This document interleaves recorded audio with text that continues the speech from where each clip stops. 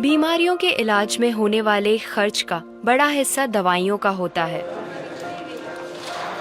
हमारी टीम की एक सदस्य ने आमतौर पर काम आने वाली कुछ दवाइयों का एक प्रिस्क्रिप्शन डॉक्टर से लिया। फिर उन्होंने ये दवाइयाँ बाजार में एक केमिस्ट की दुकान से खरीदी। कितना? 2151। और यही दवाइयाँ उन्होंने जेनेरिक मेडिसिन की दुकान से भी ली। कितना हुआ इसका? 354। दवाइयों की कीमत में जमीन आसमान का फर्क दिखाई दिया।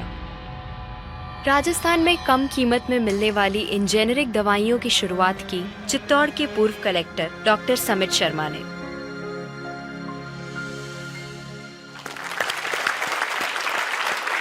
डॉक्टर समित, मुझे बताइए कि ये कैसा मुमकिन है कि हमारी जो कॉरेस्पॉन्डेंट थी वो वही दवाइयाँ उन्होंने 2000 कीमत में उनको मिली एक दुकान में, और जो जेनेरिक मेडिसिन है उस दुकान में जब गई तो उनको कम में मिली, 300 में मिली। ये कैसे मुमकिन है?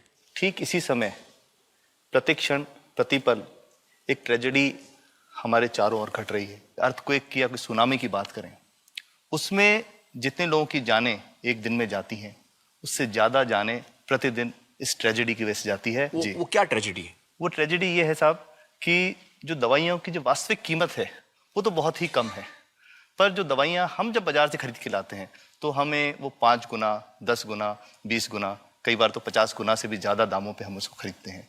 जैसे हम भारत में अगर देखें कि 40 करोड़ से ज़्यादा लोग ऐसे हैं जो अपने लिए 2 वक्त की रोटी नहीं जुटा पाते, तो क्या वो उस दवा को खरीद सकते हैं? बहुत सारे लोगों को इस वजह से दवाई नहीं मिल रही। यस, WHO कहता है कि स्वतंत्रता के 65 वर्ष पश्चात आज भी 65% of the Indian population lacks regular access to essential medicine. जो मेन दवाई हैं, जो आवश्यक दवाइयां हैं, वो उन तक नहीं पहुंच पाती रकम की वजह से।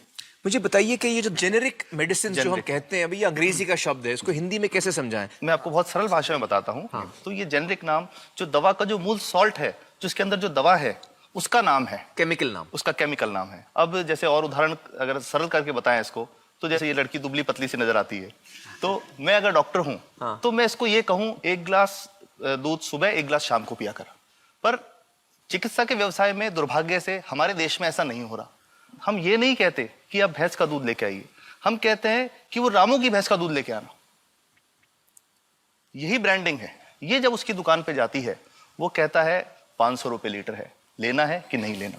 तो जो 30 रुपए की चीज है वो 500 रुपए में मिलती है। तो अगर मैं डायबिटीज की दवा ले रहा हूँ और अगर मैं ब्रांडेड दवा लेता हूँ तो मुझे कितने की पड़ेगी? जैसे एक 117 रुपए में भी है, 117 रुपए में मिलती है। और अगर वही चीज हम उसके जेनेरिक मेडिसिन के नाम से लें तो वो कितने की बनती है? वो मात्र 1 रुपए 95 पैसे में 10 गोली मिलती है।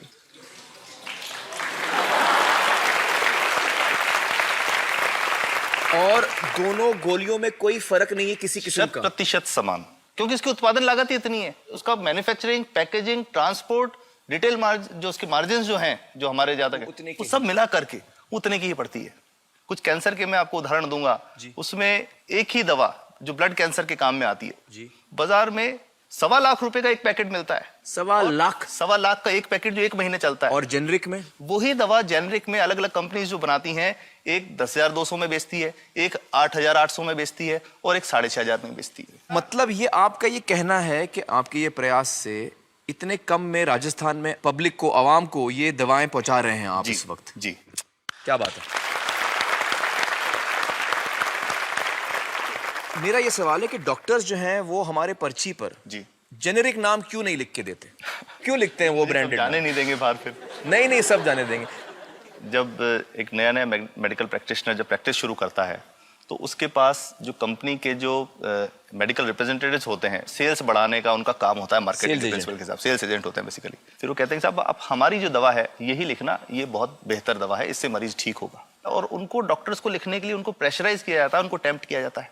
तो ये इसमें बहुत बड़ा कारण है जो दवा की कीमत को उसकी वास्तविक कीमत से 5-10 गुना 20 गुना तक बढ़ा देता है। एक बहुत बड़ा कारण है, क्योंकि हमारे पास जब हम टेंडर करते हैं तो बहुत सारे कंपनी वाले आते हैं, जो भारत की जो सबसे बेहतर कंपनियां, जिसके भी नाम वो रेपुटेड कंपनियां जिनके नाम आप ले सकते हैं, वो सभी हमें वो उसको जो 70 रुपए की है उसको 2 रुपए में 5 रुपए में दे रही है, 30 रुपए की दवा 2 रुपए में दे रही है। इतना ज्यादा फर्क।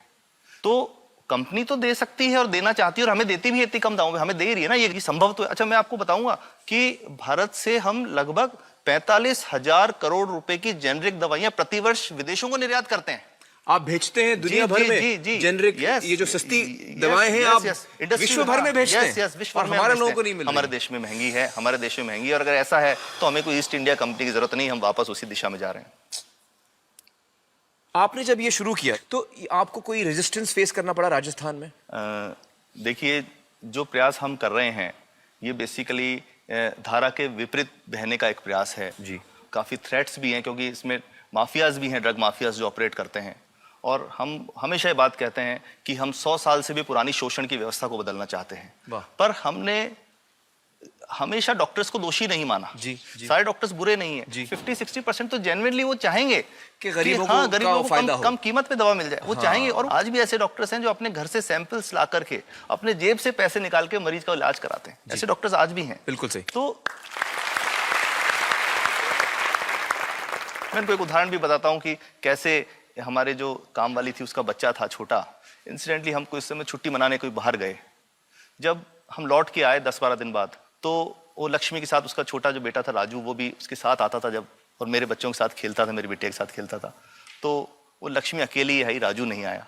तो हमने पूछा कि क्या हुआ, तो उसने जो बात बताई कि साहब वो उसको आप गए थे, उल्टी दस्त हो गया था। उल्टी दस्त की बीमारी के लिए वो जब दवा लेने गई तो केमिस्ट ने उसको कहा कि इसके तो 400 रुपये लगेंगे। तो उसने कहा साहब मैंने खूब मांगा, मेरे पास 400 रुपये मुझे नहीं थे, और मेरा बच्चा रात को ही उसको दस्त आते रहे, वो ख़त्म हो गया। और मैं आपको ये कहना चाहता हूँ कि वो जो दवा लिखी थी कि वास्तव कीमत 1.5-2 रुपये ही है, तो वो बच्चे की जान बच सकती थी। 65 वर्ष के बाद भी अगर कोई बच्चा उल्टी दस्त से मर जाए तो मैं नहीं समझता इससे शर्मनाक बात कोई हम लोगों के लिए हो सकती है। और सबसे बड़ी बात कि इसे आसानी से बदला जा सकता है। हमें सबको एक समन्वित, एक संगठित प्रयास करने की जरूरत है। ये तो कुछ भी नहीं है, कोई नई फैक्ट्री खोलनी नहीं, कोई नई दवा नहीं बनानी, ये